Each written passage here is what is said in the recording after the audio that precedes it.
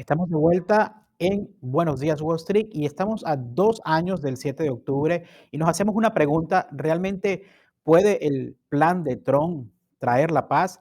Hoy, martes 7 de octubre, se cumplen 2 años del ataque del grupo terrorista Hamas contra Israel y fue un hecho que marcó un antes y un después en la región y también que desencadenó una guerra con misiles, con miles de víctimas y también con un costo humano, pero también económico incalculable. Y en este contexto, el presidente Donald Trump presentó recientemente un plan de 20 puntos que promete poner fin al conflicto y hizo unas propuestas que generan tanto expectativas como dudas. Pero mientras tanto, Israel enfrenta crecientes críticas internacionales por el manejo de la guerra en Gaza y su impacto también en Gaza. Pero para analizar este panorama y los alcances de ese plan de Donald Trump, vamos a darle la bienvenida a un invitado que nos va a ayudar a hacer un balance de estos 2 años de guerra y también a ver los escenarios que se abren hacia adelante. Nos acompaña Joseph Hack, me dice si pronuncié bien su nombre, eh, Joseph Hatch, Tranquilo, analista y sí, experto en Medio Oriente. Joseph, gracias por estar con nosotros. Disculpa que tuve dificultades pronunciando tu apellido. no hay problema. Buen día, gusto saludarlos.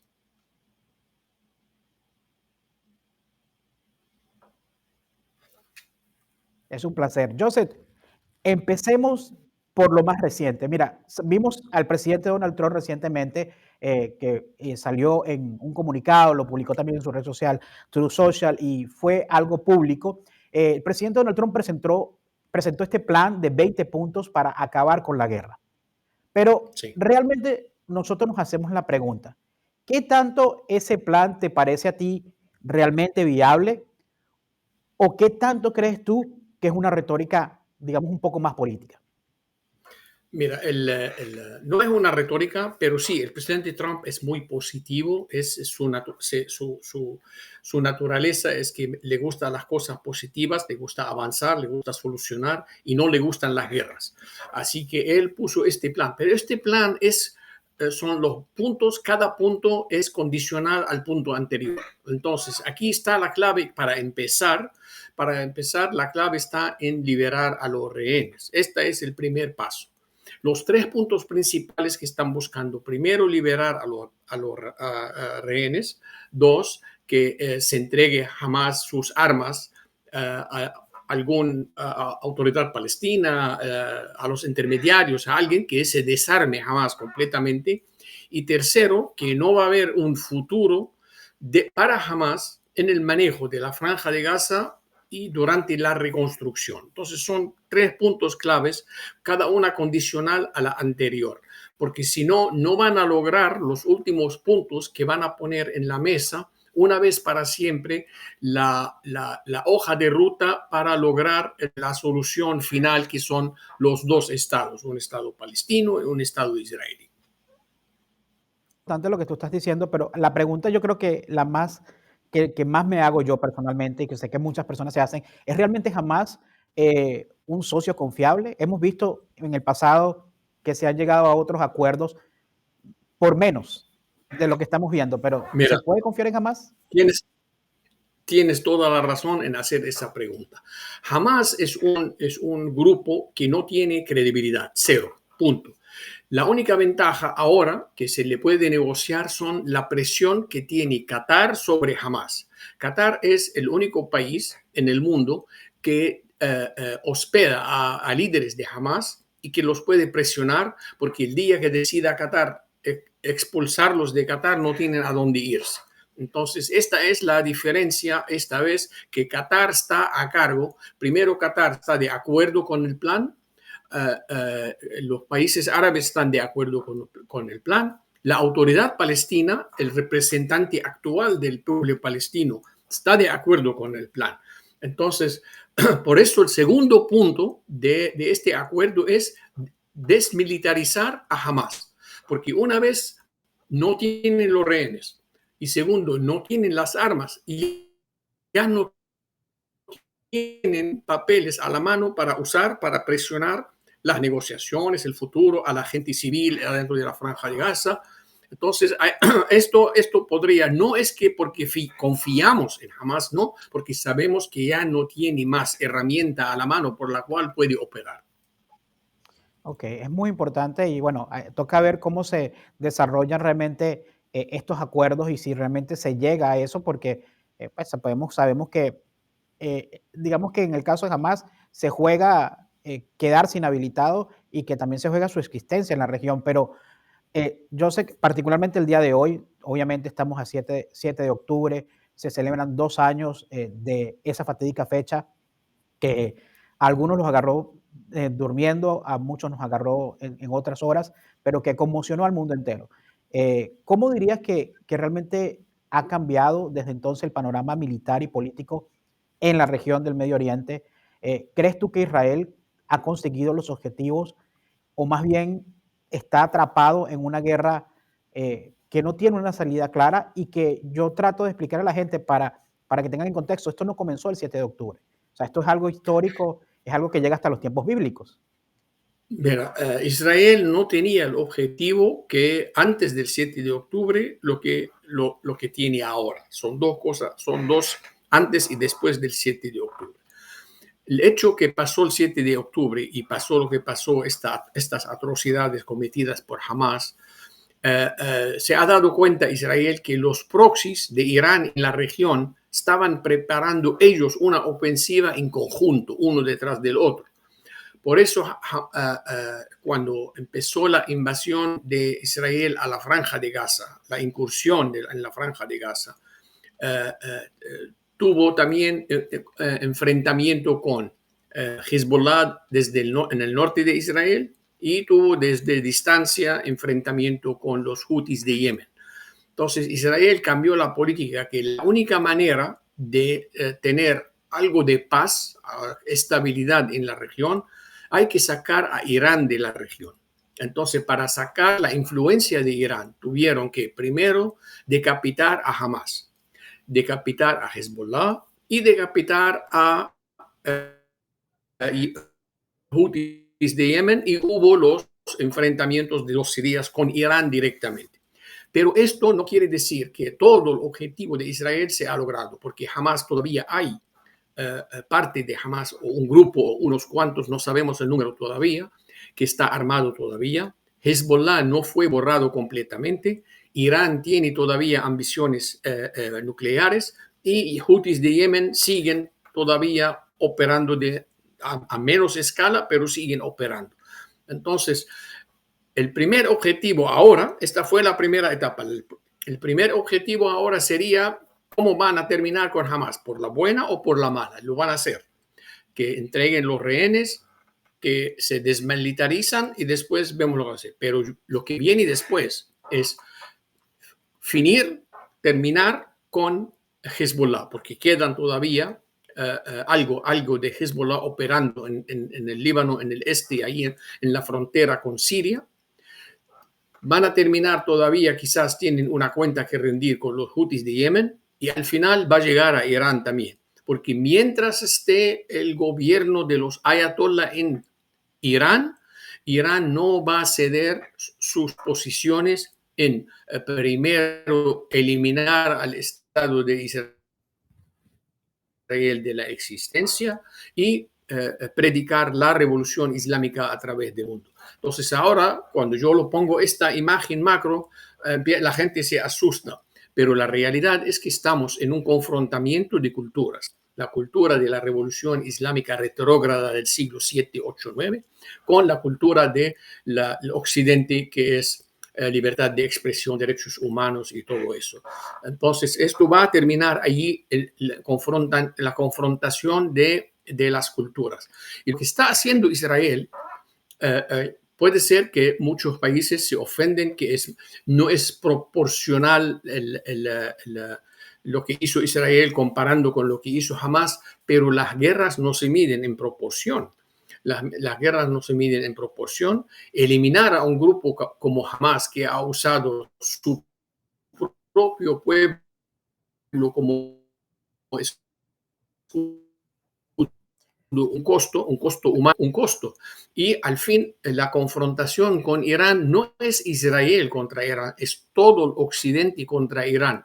Y no lo digo yo, lo dijo el mismo canciller alemán en la última cumbre de los países de los 20 industrializados en Canadá en junio, hace 2 o 3 meses, y lo dijo que Israel está haciendo el trabajo sucio del occidente.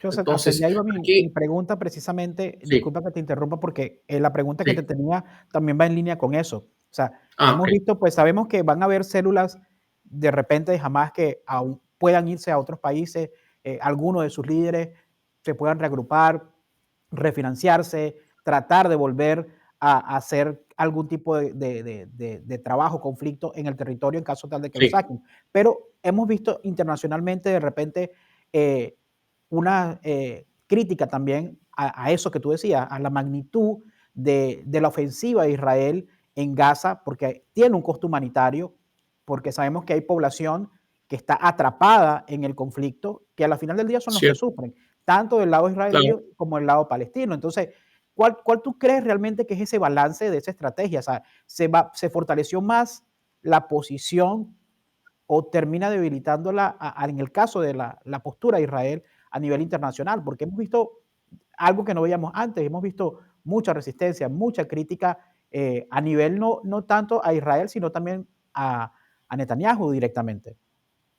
Mira, no cabe duda que Israel ha perdido la guerra de relaciones públicas a nivel mundial. Y no porque ha hecho algo mal Israel, sino el mundo entero está dividido. Si no analizamos a los gobiernos a donde hay libertad de manifestaciones y todo esto, vemos una alianza sutil que está operando en estos países, España, Francia, Alemania, Inglaterra, hasta Estados Unidos.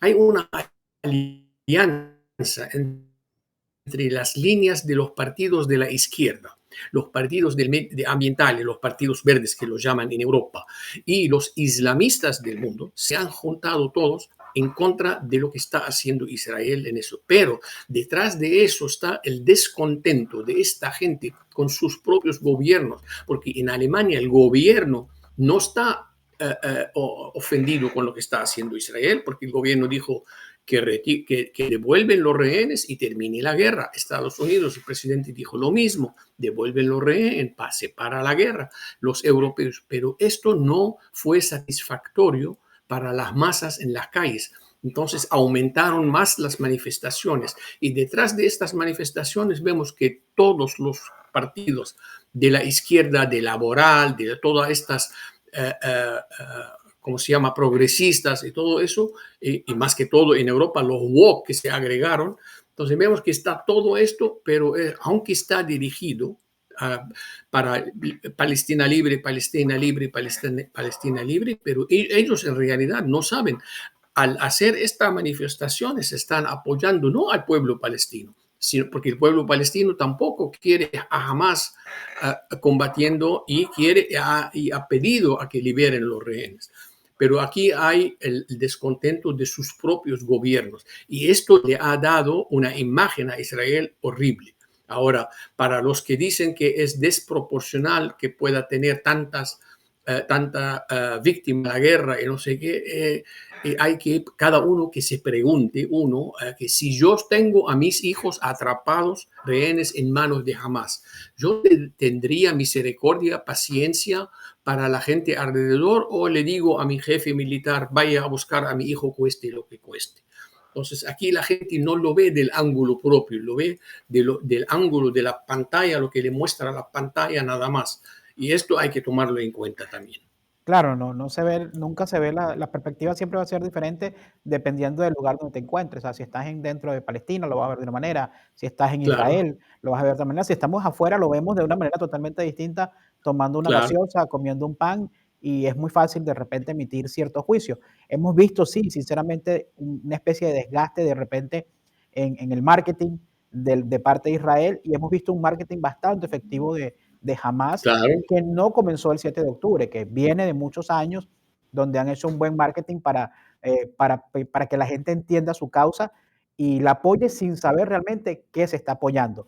Pero como todas las guerras, aparte del costo humano, del costo político, no podemos dejar de lado hablar del costo económico de la guerra, porque Ah, obviamente esto es un drama humano también, que hay un costo económico brutal, mira, miles de definitivamente millones que están siendo gastados inmenso. tanto de Israel y del otro lado. Entonces, a la final del Mira, día, el la crecimiento, pregunta, te hago esta pregunta, sí. disculpa que te la hago. ¿Quién paga la factura en realidad? O sea, ¿qué consecuencias económicas va a dejar esta guerra, no solamente para Israel, sino para toda la región? Bueno, para Israel la va a pagar el pueblo israelí y todos los que apoyan al Estado de Israel, como los judíos a través del mundo, las organizaciones, y parte va a ser de los países europeos y Estados Unidos, parte, no todo. Ahora, de otro lado, para la reconstrucción de Gaza, el costo es tan grande porque fue completamente destruida la franja de Gaza. Allí sí el pueblo palestino no va a pagar porque no tiene cómo pagar. Lo que están patrocinando la reconstrucción de la franja de Gaza son los países árabes otra vez, porque no es la primera vez que reconstruyen la franja de Gaza.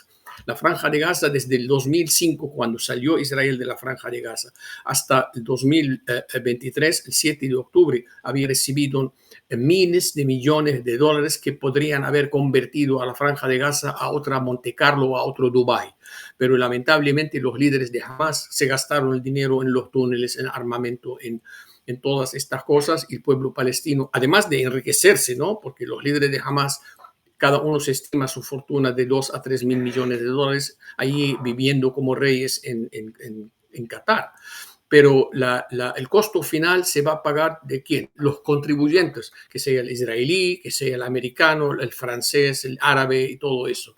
Entonces, sí, Israel tuvo también un costo tremendo porque llamar a toda la reserva de militar para juntar, digo, hacer el servicio militar. Esto saca la mano de obra de las fábricas, de la economía israelí, y este año, no sé en cuántos, quizás nunca ha pasado antes, de que en vez de crecimiento se encogió la economía israelí este año por la paralización a causa de la guerra esa. Así, los costos financieros económicos, estos no se recuperan con un proceso de paz, esto lleva años, Puede como pasar sabemos décadas, ¿no? todos. No estamos hablando de 2, 3 años, pueden Una pasar décadas. Claro, porque necesita un crecimiento fácil.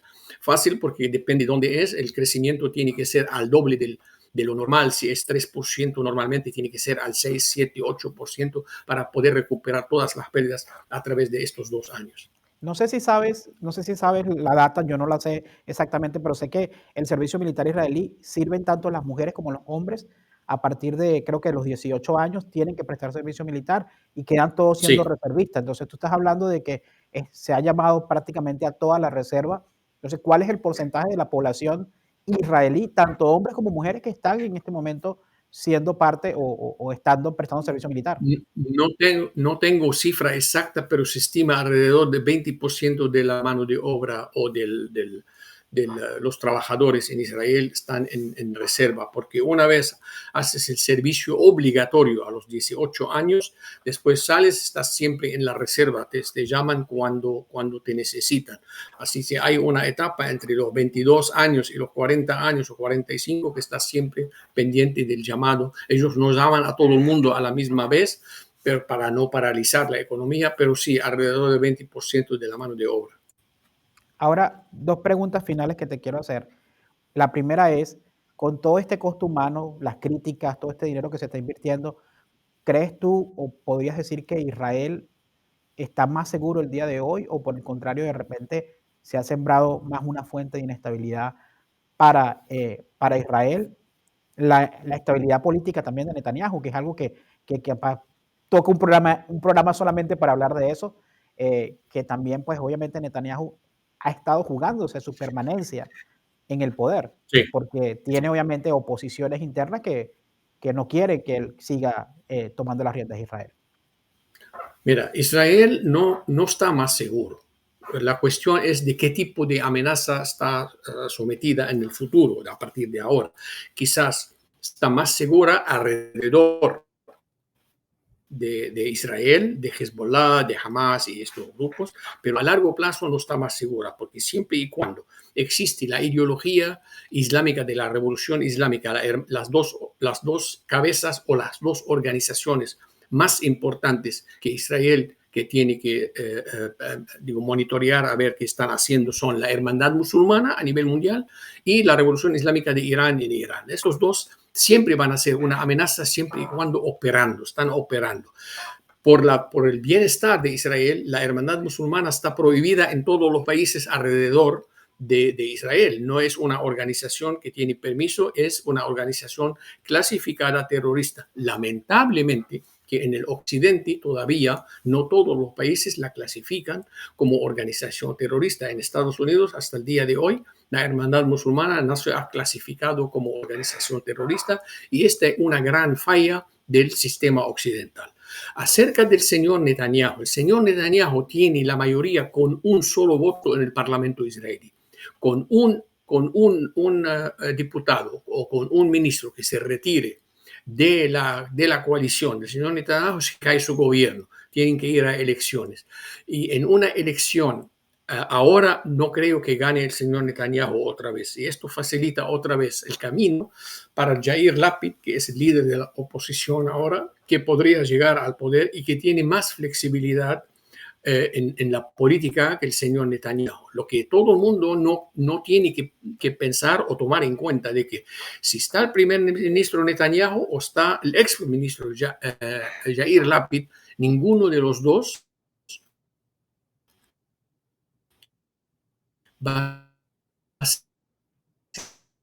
seguridad de Israel. Ahí sí no, el Estado de Israel no es en discusión. Entonces, esto le da más ventaja a cualquiera de los dos que pueda llegar al poder, pero no va a someter a la seguridad nacional de Israel a ningún peligro. Ahora, hablando de que si Israel está más seguro, la realidad es todo el occidente no es más seguro. Todo el occidente está en alerta de ataques otra vez terroristas a través del mundo entero a causa de lo que pasó en la Franja de Gaza, porque los reclutas de Al-Qaeda y de la Hermandad Musulmana y todas estas organizaciones terroristas encuentran el pretexto ideal con lo que está pasando en Gaza para reclutar a gente para poder hacer algo en contra del occidente, que sea Europa, Estados Unidos, Canadá, lo que sea. Y América Latina está ahora un candidato, toda América Latina, porque tienen una base lamentablemente ahora en Venezuela, los terroristas de la Guardia Revolucionaria iraní y de Hezbollah para operar en América Latina. Bueno, para ese tema de Venezuela te voy a ya comprometer para un próximo programa. Yo soy venezolano y conozco muy bien el tema y es impresionante la cantidad de árabes que hay en Venezuela. Sí, O sea, no hay una ciudad en Venezuela que no tenga presencia árabe, mezquitas. Yo creo que tenemos más mezquitas que en el Medio Oriente. Es un tema que creo que podemos hablar muy largo y tendido porque es muy extenso. Pero para terminar esta entrevista el día de hoy, también yo quiero mirar un poco más hacia adelante de ese plan que Trump presentó sobre la mesa. Vimos que de hecho dio un tiempo que ya creo que se cumplió y se dio, obviamente jamás dijo que iban a negociar. Vemos una presión internacional y hoy día, obviamente que es un día, digamos, donde todas las familias israelíes están obviamente reunidas conmemorando y recordando a las víctimas, recordando el ataque. ¿Tú ves realmente un camino real hacia una tregua duradera o más bien ves un conflicto que seguirá transformándose en otros tipos de formas de violencia? Porque yo trato de explicarle a muchas personas cuando hablamos de este tema que aunque lo estamos viendo ahorita en la imagen de Hamas, realmente el conflicto contra Israel es un conflicto milenario, o sea, es un conflicto sí, que ha tenido diferentes jugadores que han salido, pero es un conflicto bíblico, es un conflicto histórico, es un conflicto por la tierra, o sea, así es. va mucho más allá de lo que sucedió el 7 de octubre. Entonces, a veces nosotros, o la gente que apenas está conociendo el conflicto, piensa que comenzó el 7 de octubre de hace 2 años, pero realmente no, o sea, No, no, no. no empezó el 7 de octubre, no. No, ese conflicto es milenio. Si uno quiere ir para atrás, puede ser hasta el nacimiento de Jesucristo y después se convirtió la zona en una zona cristiana y después vino la invasión musulmana árabe en el siglo 6-7, luego vinieron las cruzadas de Europa para recuperar a Jerusalén, que era el lugar de los peregrinos cristianos, luego volvieron otra vez los musulmanes a recuperar. El tema aquí que el cristiano cuando ocupó a la Tierra Santa aceptaba compartir el lugar, lo que en la doctrina musulmana no aceptan compartir. No todos, pero al menos los que dirigen, los dirigentes, no aceptan compartir. Y eso viene también, se transformó en el 48 al mismo, pero en vez de cristiano musulmán, se convirtió a judío musulmán. Los judíos tienen desde que tenemos conocimiento de la historia, que existen judíos en esa tierra y existen otras comunidades. Y llegaron a un momento que, bueno, cada uno quería su parte, pero los musulmanes no quisieron y participaron con ellos los países árabes. Entonces ahí vamos, ¿cómo se llama? Ponerlo una detrás de la otra, eso, pero al fin y al cabo, cuando no acepta una de las dos partes, compartir un país, compartir un territorio o compartir lo que sea, ahí sí donde el conflicto no va a terminar nunca. Uno de los dos tiene con su posición dura hasta el día de hoy. Apenas la primera vez la comunidad internacional con la autoridad palestina de Mahmoud Abbas reconocieron que, bueno, nosotros vamos por la solución de dos estados, porque cuando el presidente Clinton puso el mismo plan en su época y trajo a Yasser Arafat y a Isaac Rabin, le costó la vida a Isaac Rabin por haber aceptado la solución de dos estados, pero a última hora se retiró también, se retiró Yasser Arafat del acuerdo. Entonces ahora vamos a empezar otra vez con el presidente Trump. El presidente Trump lo hizo de una manera que pueda lograr al fin la solución de dos estados. Ahora, ¿qué tan optimista yo estoy muy cauteloso porque estoy mirando a Hamas, que para mí no tiene credibilidad. ¿Qué es lo que va a hacer? Si verdaderamente va a entregar los rehenes, para empezar, esto nos da una indicación que van a ir por el camino correcto. Pero si no hoy están negociando con la Cruz Roja Internacional por el proceso de la liberación de los rehenes. Si llegan a lograrlo, esto sería una indicación excelente.